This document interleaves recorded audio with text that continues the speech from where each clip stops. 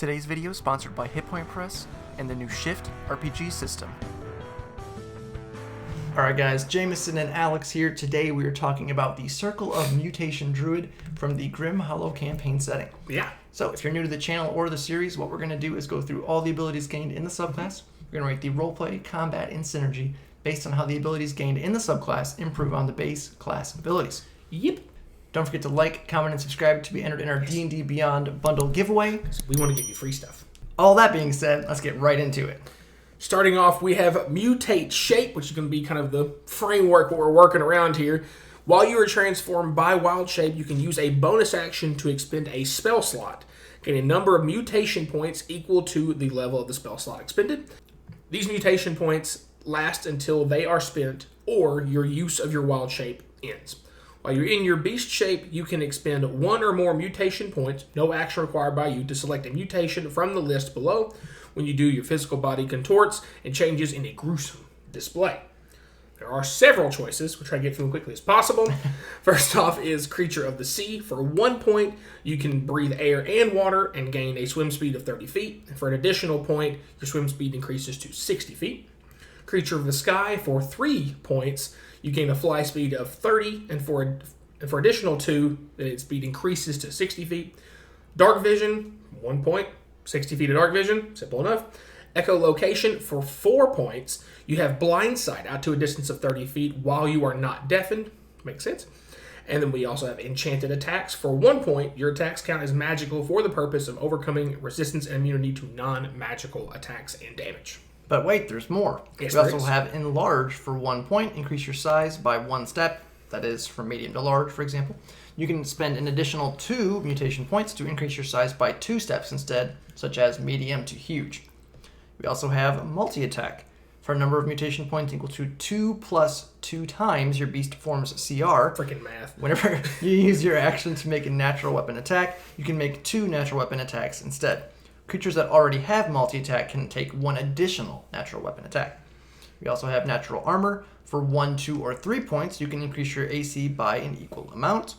We have Reduce as well. For 1 point, your size decreases by 1 step, from medium to small, for example. You can spend an additional 2 points to decrease your size by 2 steps, i.e. medium to tiny, for example. Unnatural Voice is another option for 1 point. You can speak as normal, even if your beast shape lacks the anatomy for such vocalizations. This does not allow for spellcasting while in Wild Shape form, however. And then lastly, we have Venomous Attacks. For 2 points, attacks you make with your natural weapons deal an additional 1d4 poison damage. Yes. Whew, lots of stuff there. Lots of options. Next up is Circle Form, still at level 2, mind you. Mm-hmm. Starting when you gain this feature, you can use your Wild Shape to transform into a beast with a challenge rating of 1 or lower. You ignore the max CR column of the beast shapes table, but must abide by the other limitations there. Starting at 6th level, you can transform into a beast with a challenge rating equal to or less than your druid level divided by 3, rounded down. So yeah, this pretty much is just the Moon Druid. It's pretty much the same thing from Moon Druid. Just copied and pasted on here. So this is also known as the Math Druid, because we have 2 points times 2 plus this, points of this, multiplied by this, and divided by this. Absolutely. Math Druid. Yes. Math Druid. Level 6, we have Unnatural and Unnerving. You gain proficiency with Intimidation skill if you don't already have it. If you do have it, you gain proficiency in 1 skill of your choice from either Athletics, Acrobatics, Perception, Stealth, or Survival. In addition, you have advantage on any Intimidation ability checks you make while you are in your beast shape and have at least 1 mutation. Next up at 10 is Endless Evolution. When you enter your Wild Shape, you gain a number of mutation points equal to your Wisdom modifier. Unspent mutation points are lost when you leave your beast shape. In addition, you can use an action to touch a beast, expend a spell slot, causing it to mutate to your liking. You gain a number of mutation points equal to the level of the spell slot or the CR of the beast, whichever is lower. As part of the same action, you must spend all mutation points on mutations which manifest in the beast. Unspent mutation points are lost. Mutations remain indefinitely until the same beast is targeted by a different use of this feature or the Spell Magic spell, Remove Curse spell, or similar magic. Yeah, so there's some thoughts with that we'll get to in the roleplay side for sure. But lastly, we have the Apex Predator Aura. At 14, beasts that begin their turn within 30 feet of you must make a Wisdom save equal to your Druid save. On a failure, the creature is frightened for 10 minutes. On a success, the creature is immune for 24 hours. An affected creature can use its action on each subsequent turn to steel themselves and repeat the saving throw, ending and becoming immune to the effect for 24 hours on a success. You can also use an action to cause this aura to affect chosen creatures within 30 feet instead of only beasts until the start of your next turn. Once you use it in that way, you can't do it again until you finish a long rest. Yeah. So yeah, those are all of the abilities. So let's just jump right into the rating portion. First up is the roleplay, asterisk as always. Talking about roleplay, we're talking about interacting with the world around you, interacting with NPCs, non-combat scenarios, avoiding combat, basically things outside of the initiative order. Not talking about your class fantasy, history, lore, background, that's on you as a player. We can't rate you, but we can rate the abilities gained in the subclass and how they might improve your potential in those roleplay scenarios. So, I think the first thing to kind of point out on here is we're going to have some major comparisons to Moon Druid. Yep.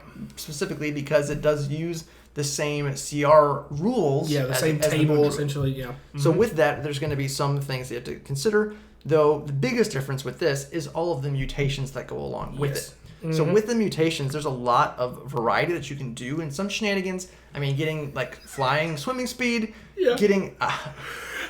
I don't know if I want to save this comment. I'm going to save it till Synergy. But, okay. But one of the thoughts I had that's kind of hilarious, but we'll get to that in a bit. I immediately thought of, like, you have a bard in your party that weaves some story to some local villagers. You haven't heard about the flying owlbear all of a sudden, and you're like, it's like, owlbears can't fly, and then you just, like, make a little gesture, all of a sudden here comes a flying owlbear.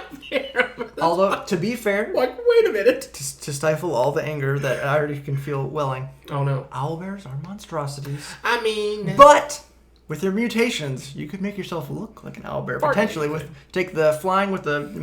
Get the DM discretion, get like a beak, so you get like the features of an owlbear. Fine. It's technically just a bear, a flying bear with a beak. It's a flying giant python. How about that? Yeah. Because that's much less terrifying. A 30-foot snake just flying through the air. Much less terrifying. So, that being said, too, bonus to intimidation and extra skill options. Sure, always going to take that for roleplays. Is nice. There is some strange niche potential with the ability to just keep mutating a beast. Like, say if you had a pet, my first thought that I had with that was if you had like a Beastmaster Ranger or someone who has a pet companion. For sure. You could just turn it into this crazy monstrosity of a beast. And just keep adding more and more stuff to it, which is really weird, but interesting. Party synergy, if anything. Yes. So fun to be had. With that. Or you make friends, like maybe you just run across a random like squirrel or something in the woods, and you do like one of these speak with animal things, and you know becomes like an NPC, and you're like, you know what? You bonded. I'm gonna give you the ability to talk, and now the squirrel can just talk, and then you can like make it huge, like you can just. It's like weird. Hey, go be a distraction. All of a sudden, you're just walking down the streets as a giant squirrel telling stories to people. So yeah, definitely some potential with that. That was that was the strangest ability for me to read. I'm like, why are you going to want to mutate a random beast? But then I was like, for RP like that, yes, for RP, that's sure. Exactly why. Just for hilarity's sake, if anything. Yeah, like that's one of those. If you're a creative person. I mean, just think of like Up, like the dog that can talk from Up. Just dog. Stupid. I found the bird. He's on the roof. Because a lot of the animals, beasts have really low, or at least moderately low intelligence score. Yeah. So, it'd be hilarious for anything. It'd be fantastic. So definitely potential with that. And then the last kind of thing on here with the capstone, with the beast fear frightened aura thing, it's kind of niche. But then you have the one a day you can just fear anything. Yeah. Could definitely come into play. I mean, lots of options for that. Just I'm trying to make a presence, you know. Mm-hmm. So all that being said, if it was in RP purposes and they're generating it off some, giant talking squirrel, I'd give everybody disadvantage on that thing. They're terrified of that 16-foot tall squirrel. Yeah. So yes, there's definitely some use for that. All that being said, for the role play, we went with a 4 out of 5. Yep. So some solid options for sure. Yes. I think where this one differs from Moon Druid a little bit is Moon Druid's more potent with the elemental wild shapes. Yes. This is more versatile, widespread. It doesn't get that huge power spike at 10. Right. It just kind of gets some free uses for extra mutations, basically.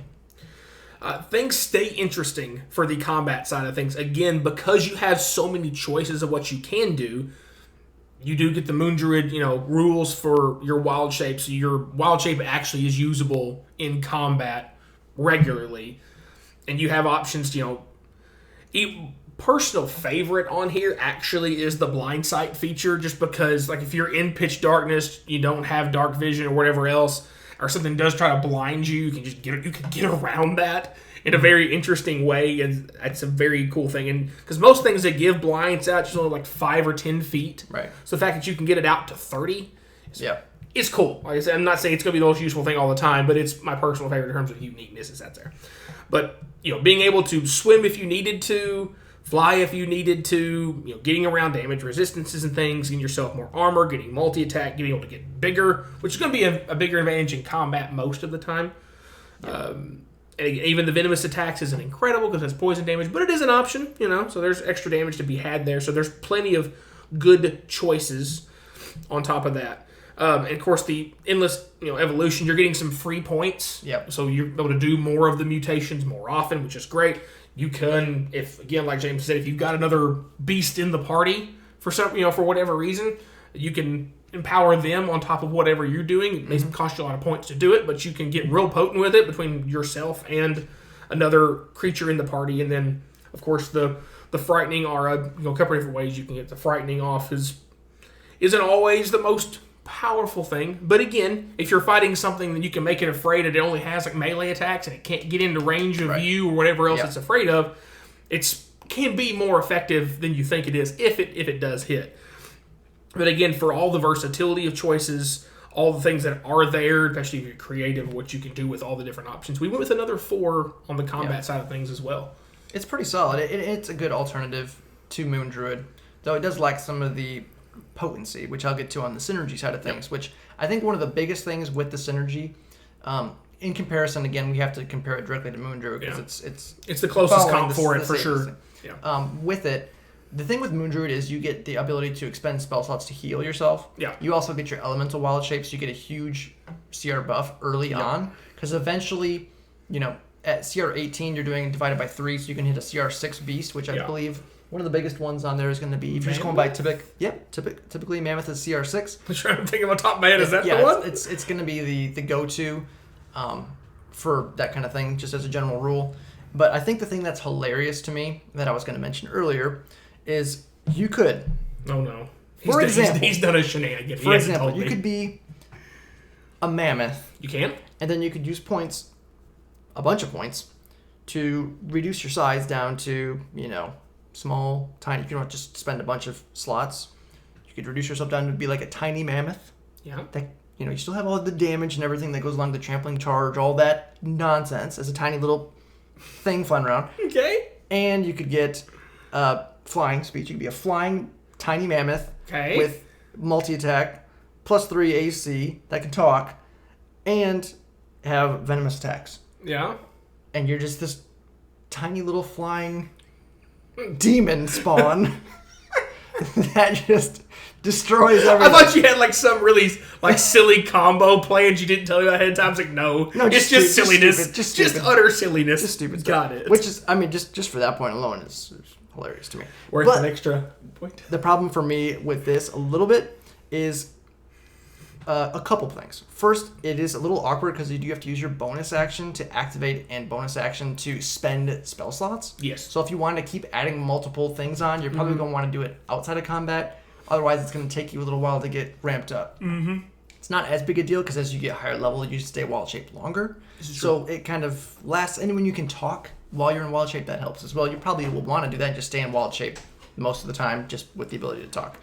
The problem is, again, you don't have a way to heal yourself while in the wild shape because you can't cast spells while you're wild shaped until you're 18, when you can do that as your part of your base class feature. Yep. And you don't also have the way for Moon Druid to expend spell slots to heal yourself. Yeah. So, which means you can drop out of wild shape easier because you're not going to have as high of a CR, so it's going to be easier to knock you out. You're just going to be being more a versatile. beast as opposed to elemental, you're going to have a lower AC as well.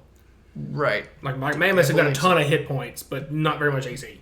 Yeah, not particularly. Not compared to Most beasts do not have very high AC. No. Yeah. So with that, there is some limitations on the actual defensive options. Now you're getting more versatility with all the mutations. Yep. And take flying, venomous, tiny mammoth. Right. Maybe you can do some weird stuff for sure. Yes. That's going to be on a shirt next, isn't it? maybe we need flying a little tiny fang mammoth. I'm gonna commission some art. Yeah. All right, maybe we'll get our artists to do that. Yeah, for sure. But yeah, that would be interesting. Oh gosh, what have we? We should make that like maybe a monster or something in one of our PDF. Oh yes! By the way, check out our Patreon. Our issues of our digital magazine. What a transition! World of Terran Tall. Check that out. You got some subclasses, race options, all kinds of cool stuff. Monsters. Bringing out a new one every month. That's right. So check that out. But yeah, it's interesting options with this. I think you do get some spell slot usage, but again, it lacks in that defense. So we went with a 4 out of 5. Yep. So it's solid. But there are definitely some limitations. Yeah. Again, this is one of those things. Like I'll think of a card game, like playing card game table. Your Hearthstones, your Magics, things like that. Mm-hmm. This goes wide as far as like you get very very very lots of maybe not individually potent options, but a ton of choices that let you to maneuver around and create some interesting opportunities that would normally be there. I will say too, this definitely is much more of an RP option than the Moon Druid is. Moon Druid is just combat and synergy. It's just all up there. Angry Druid. This has a lot more RP potential than the Moon Druid does, basically.